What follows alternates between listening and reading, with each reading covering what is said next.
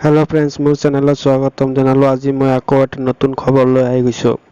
যদি আপোনালোকে ঘৰৰ লিষ্টত যদি নাম অহা নাই তেনেহলে আবেদন কেনেকৈ কৰিব মই ডিটেইলছটো কৈ যাম ভিডিঅ'টোত। শেষলৈকে চাই থাকক আৰু মোৰ চেনেল যদি প্ৰথমবাৰ আহিছে তেনেহলে চেনেলটো সাবস্ক্ৰাইব কৰি বেল আইকনটো প্ৰেছ কৰি দিব। তেনেহলে বেছি দেৰি নকৰি বলক ভিডিঅ'টো আৰম্ভ কৰো।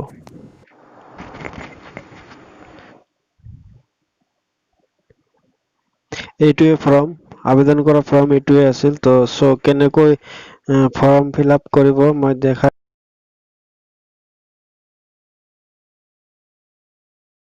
প্ৰতি মাননীয় ইয়াত গাঁও পঞ্চায়তৰ নাম লিখিব, নিজৰ গাঁও পঞ্চায়তৰ নাম লিখিব, তাৰ পিছত লিখিব জিলা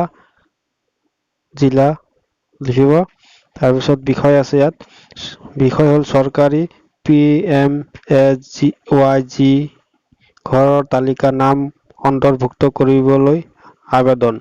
মই সন্মানপূৰ্বক বিনীত নিবেদন এই যে মই আপোনাৰ পঞ্চায়তৰ এজনী স্থায়ী বাসিন্দা হওঁ। মই আৰ্থিকভাৱে বহুত দুৰ্বল হওঁ। মোৰ এখন পকী ঘৰ নাই। মই নিজা টকাৰে যে এখন পকী ঘৰ সামাজিক সেই সামৰ্থ্যও মোৰ নাই। আনকি 2011 চনৰ আৰ্থিক জনগণনাৰ মতে ধাৰ্য কৰা ঘৰৰ তালিকা মোৰ বা মোৰ পৰিয়ালৰ কোনো সদস্যৰ নাম নাই। ইয়াৰ উপৰিও 2020 চনত নতুনকৈ প্ৰকাশ হোৱা ঘৰৰ তালিকাও মোৰ নাম নাই, অন্তৰ্ভুক্ত হোৱা নাই।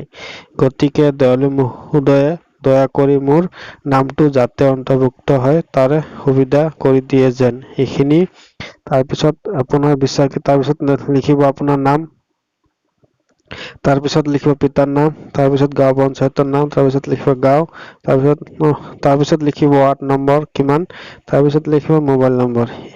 এইখিনি লিখাৰ পিছত ফৰ্ম ফিল আপ হৈ যাব। তাৰপিছত 2011 চনত লোকপিয়ল মতে চেঞ্চাছ হোৱা যিখন কাৰ্ড দিছিল সেইখন কাৰ্ড জেৰক্স কৰি দিব লাগিব।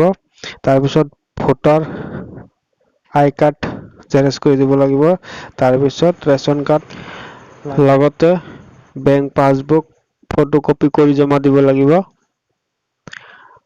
আৰু ফৰ্মটো যদি পোৱা নাই তেনেহলে ভিডিঅ' ডিছক্ৰিপশ্যন বক্সত দি দিম, তাৰ পৰা ফৰ্মটো ডাউনলোড কৰি ল'ব পাৰিব। সো এইখিনি আছিল।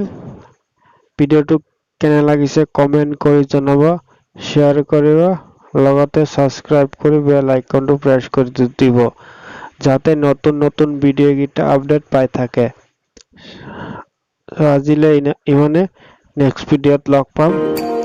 ধন্যবাদ।